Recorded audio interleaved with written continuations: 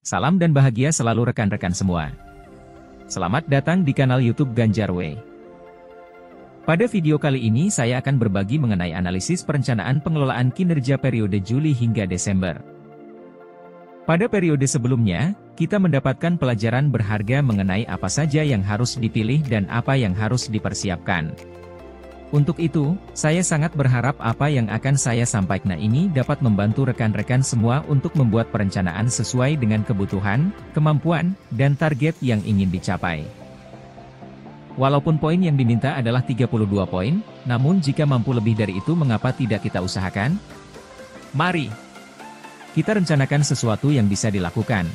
Sesuaikan dengan kemampuan agar tidak merepotkan. Tak perlu menargetkan kesempurnaan. Cukup maksimalkan semua kesempatan.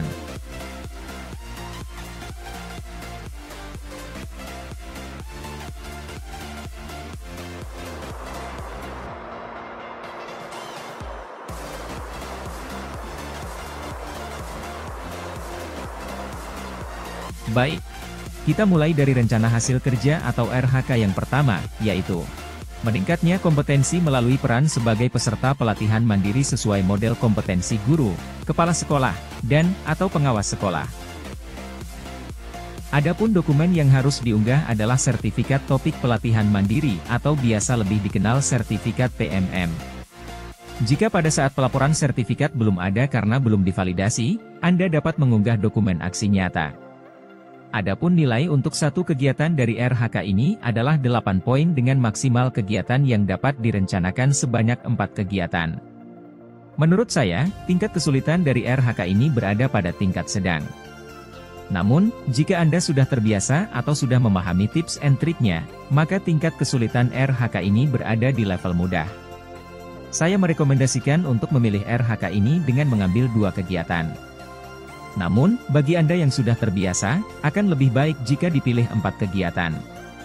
Artinya, dari kegiatan ini saja, Anda sudah mendapatkan 32 poin atau sudah sesuai ekspektasi.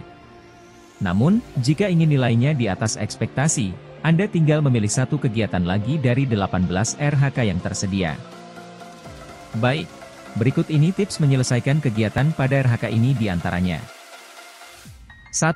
Pilih topik yang sesuai indikator atau yang direkomendasikan pasca observasi kelas, atau pilih topik sesuai keinginan Anda. Kedua, untuk mencari inspirasi, Anda dapat melihat aksi nyata rekan guru melalui PMM. Ketiga, lakukan kolaborasi dengan sejawat. Atau, tunggu video saya selanjutnya. Jika belum memahami apa yang saya sebutkan di atas, Anda dapat menghubungi saya melalui Instagram, @ganjar_way. Selanjutnya, rencana hasil kerja 2. Meningkatnya kompetensi melalui peran sebagai partisipan observasi praktik pembelajaran, meliputi persiapan, pelaksanaan, dan diskusi tindak lanjut bersama rekan sejawat. Adapun dokumen yang diunggah yaitu laporan observasi sebagai pelaku dan pengamat secara bergantian.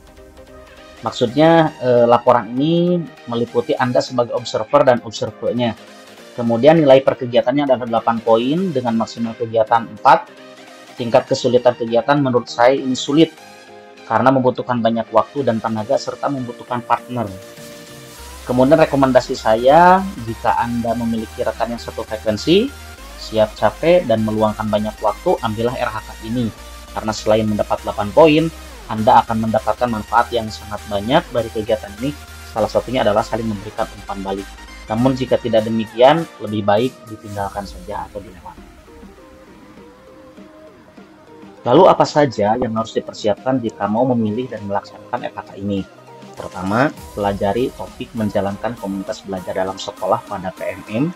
Yang kedua, akan lebih mudah jika salah satu dari Anda atau rekan sejawat Anda adalah seorang guru penggerak. Yang ketiga, tentu ajak rekan sejawat tersebut untuk sama-sama memilih RHK ini. Kemudian waktu yang dibutuhkan untuk menyelesaikan kegiatan ini sekitar 3-5 minggu. Di minggu pertama silakan jadwalkan kapan observasinya, kemudian pembagian tugasnya, kemudian lakukan percakapan pra-observasi, lakukan observasi di minggu kedua, percakapan pasca observasi di minggu ketiga, dan selanjutnya. Lalu lanjutkan untuk menyusun laporan. Nah, tunggu video saya selanjutnya atau undangan webinar bersama komunitas saya jika penjelasan saya kurang dipahami. Kalau Anda masih bingung, lebih baik skip aja untuk RHK ini. Oke, selanjutnya RHK ketiga. Meningkatkan kompetensi melalui peran sebagai penggerak komunitas belajar dengan mengadakan minimal 3 kegiatan berbagi praktik baik. Adapun dokumen yang diunggah adalah 3 buah sertifikat yang menunjukkan bahwa Anda telah melaksanakan 3 kegiatan berbagi praktik baik. Nilai per kegiatannya adalah 36 poin, namun hanya bisa mengajukan 1 kegiatan saja. Tingkat kesulitannya menurut saya ini sangat sulit. Rekomendasi dari saya, sebaiknya Anda tidak perlu memilih kegiatan ini. Namun jika Anda memiliki komunitas yang siap dan memiliki komitmen untuk menyelenggarakan praktik baik, maka pilih kegiatan ini karena poinnya sangat tinggi. Lalu, apa saja yang harus dipersiapkan jika Anda mau memilih dan melaksanakan RHK ini? Yang pertama, pastikan Anda memiliki komunitas belajar. Yang kedua, ajak beberapa rekan untuk berkomitmen menyelenggarakan 3 kegiatan berbagi praktik baik. Yang ketiga, jika praktik baik ini akan dilaksanakan secara daring melalui PMM, maka Anda membutuhkan setidaknya 3 orang yang mau menyiapkan tautan untuk webinar, penanggung jawab pembuatan absensi dan sertifikat, pembawa acara, dan tentunya narasumber. Keempat, sebaiknya perhatikan pula poin RHK keempat dan kelima yang akan dibahas sebentar lagi, karena ini berhubungan dengan RHK yang ketiga ini. Kemudian, kalau masih belum dipahami, tunggu video saya selanjutnya. Kalau Anda masih bingung, skip saja, jangan memilih RHK ini. Selanjutnya RHK yang keempat, yaitu meningkatkan kompetensi melalui peran sebagai narasumber berbagi praktik baik dalam kegiatan yang terkait implementasi kurikulum Merdeka dan atau perencanaan berbasis data.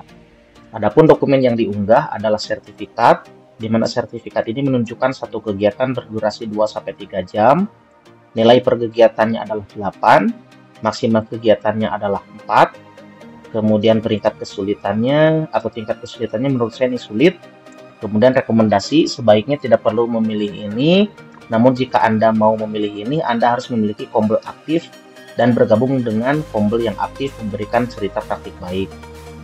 Nah, kalau Anda akan memilih RHK yang ketiga atau ada salah satu rekan yang juga memilih RHK yang ketiga, maka Anda bisa memilih ini dan bergabung nanti menjadi narasumber untuk berbagi praktik baik.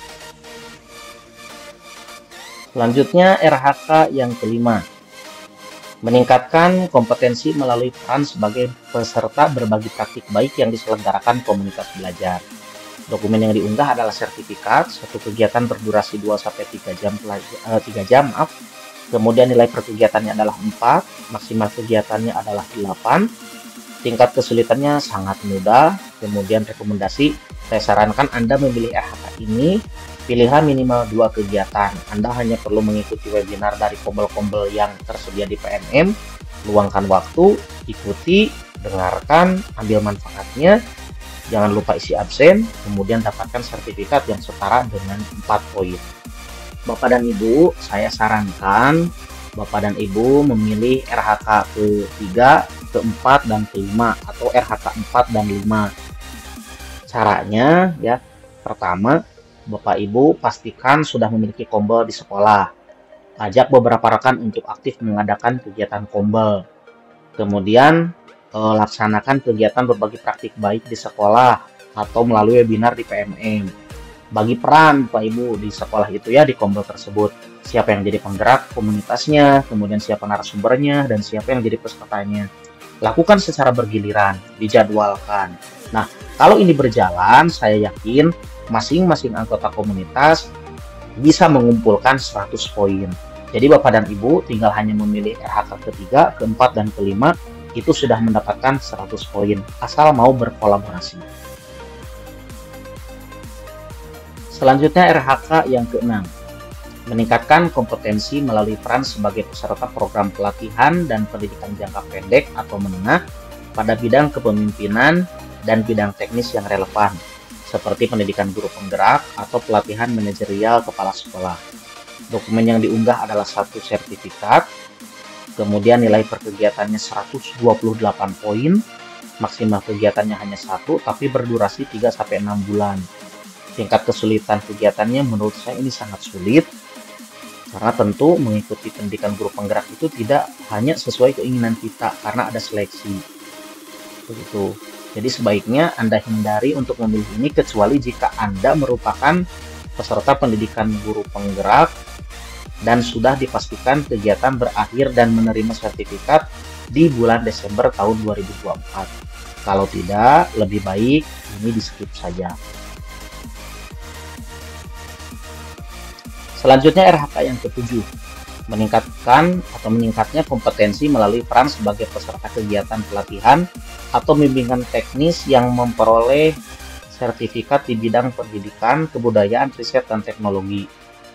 Dokumen yang diunggah adalah sertifikat Diklat atau BIMTEK di bidang Dikbudristek. Kemudian nilai per kegiatannya adalah 8, dengan maksimal kegiatannya 4, berdurasi 2-3 hari. Tingkat kesulitannya sedang. Rekomendasi sebaiknya Anda pilih RHK ini karena biasanya selalu ada kegiatan Diklat ataupun BIMTEK. Anda tinggal mencari dan mengikuti kegiatan Diklat atau BIMTEK ini.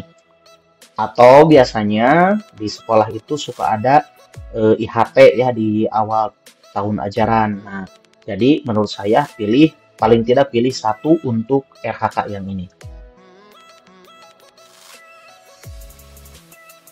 Kemudian RHK yang ke-8, yaitu meningkatnya kompetensi melalui peran sebagai peserta praktik magang pada dunia kerja dan atau bidang lain yang relevan. Dokumen yang diunggah adalah sertifikat, nilai per kegiatannya 24 poin, maksimal kegiatannya adalah 2 kegiatan, berdurasi 2-4 minggu. Tingkat kesulitan kegiatan menurut saya ini sulit, bahkan sangat sulit kecuali untuk guru SMK. Jadi saya rekomendasikan bagi Anda guru TK, SD, SMP, atau SMA lebih baik hindari untuk memilih RHK ini. Namun bagi Anda guru SMK, silakan diskusikan dengan atasan apakah pada periode Juli sampai Desember akan diberikan tugas magang atau tidak.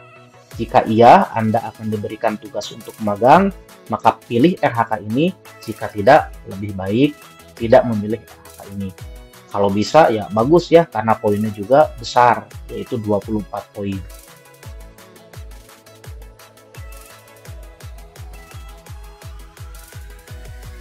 Kemudian RHK yang ke-9, meningkatnya kompetensi melalui peran sebagai partisipan kegiatan seminar, lokakarya, konferensi, simposium, dan atau studi banding lapangan yang diselenggarakan di bidang pendidikan.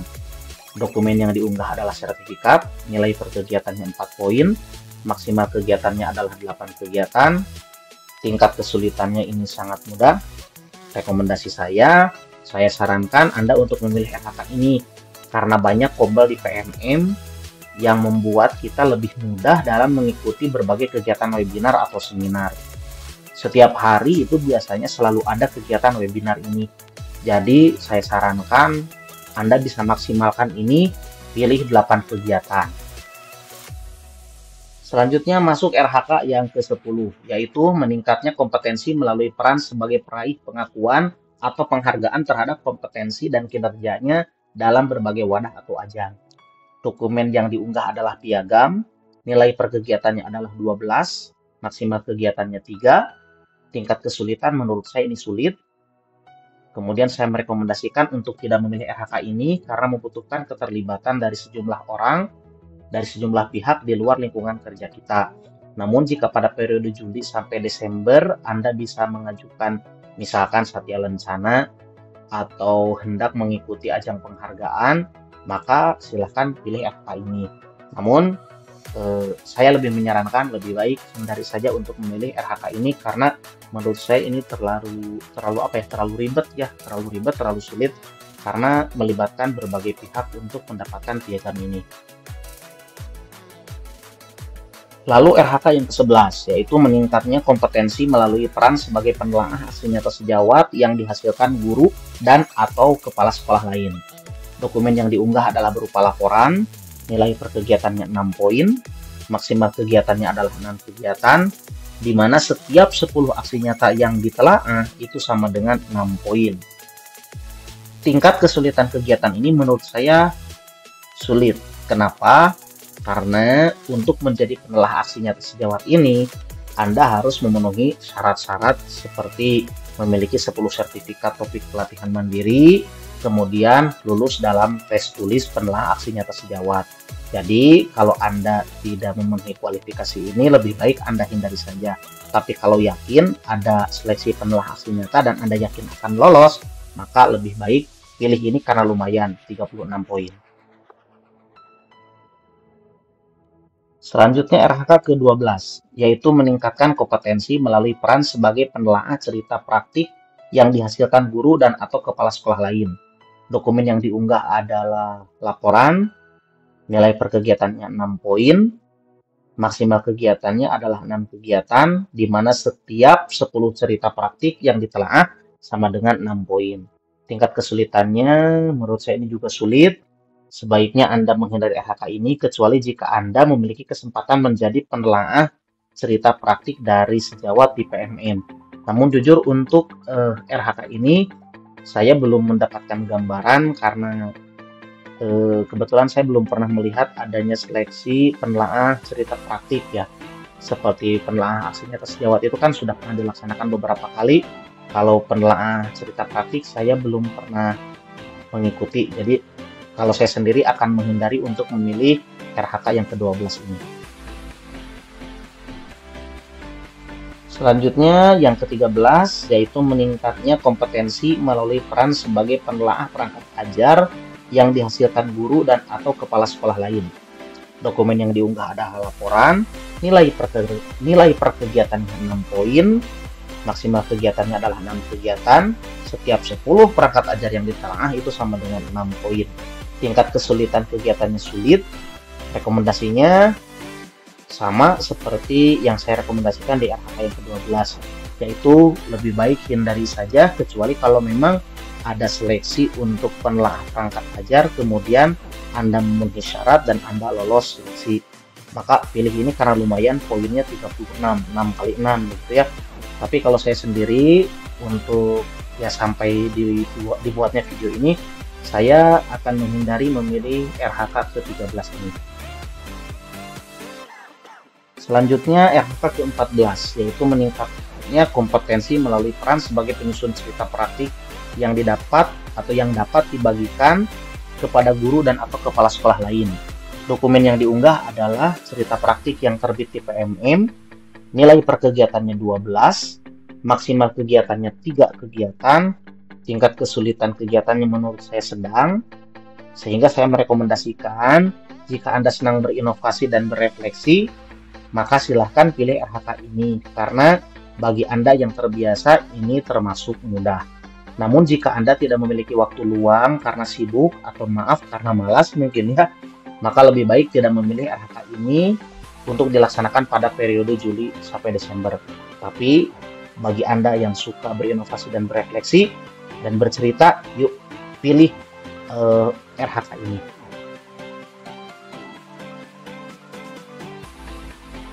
Kemudian yang ke-15 yaitu meningkatnya kompetensi melalui peran sebagai penyusun perangkat ajar yang dapat dibagikan kepada guru dan atau kepala sekolah lain.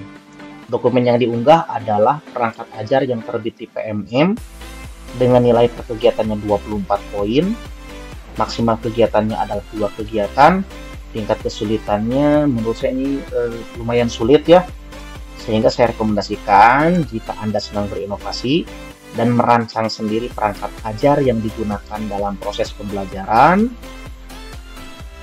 maka silahkan pilih RHK ini. Karena bagi Anda yang terbiasa, ini termasuk sangat mudah. Namun jika Anda tidak suka menyibukkan diri untuk menyusun perangkat ajar yang inovatif, maka lebih baik Anda tidak memilih RHK ini. Selanjutnya kita masuk ke RHK yang ke-16, yaitu meningkatnya kompetensi melalui peran sebagai penyusun kumpulan konten unggulan yang dapat dibagikan kepada guru dan atau kepala sekolah lain. Dokumen yang diunggah adalah kumpulan konten unggulan yang terbit di PMM, nilai per kegiatannya 6 poin, maksimal kegiatannya adalah 6 kegiatan. Namun untuk tingkat kesulitan dan rekomendasi, jujur untuk RHK yang nomor 16 ini, saya belum memahami maksudnya seperti apa, kegiatannya harus seperti apa, dokumennya harus seperti apa, sehingga untuk yang ini saya tidak bisa memberikan rekomendasi apapun. Untuk itu bagi Bapak dan Ibu yang memiliki pengetahuan tentang RHK ini, yuk sharing di kolom komentar. Selanjutnya RHK yang ke-17. Meningkatnya kompetensi melalui peran sebagai coach, mentor, fasilitator, dan atau pengajar praktik dalam kegiatan pengembangan kompetensi kepada guru, kepala sekolah, dan atau pengawas sekolah.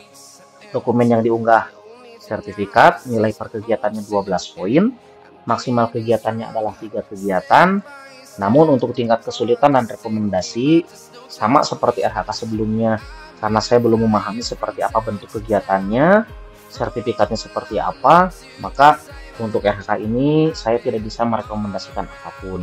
Untuk itu, Bapak Ibu yang sudah memahami tentang RHK ini, yuk sharing di kolom komentar. Kita masuk ke RHK yang terakhir, yaitu meningkatnya kompetensi melalui peran sebagai peserta coaching atau mentoring pengembangan kompetensi oleh guru, kepala sekolah, dan atau pengawas sekolah. Dengan dokumen yang harus diunggah adalah sertifikat, nilai per kegiatannya adalah 4 poin dengan maksimal 6 kegiatan.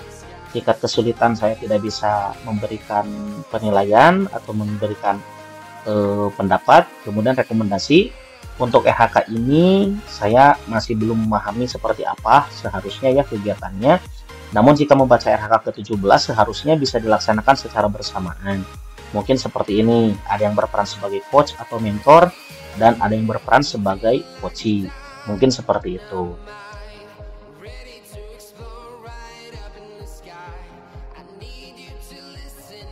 Mungkin itu saja sharing untuk di video kali ini. Terima kasih Bapak dan Ibu sudah menonton video ini. Jangan lupa tekan like, komen, dan subscribe-nya. Mungkin di video selanjutnya saya akan kembali berbagi mengenai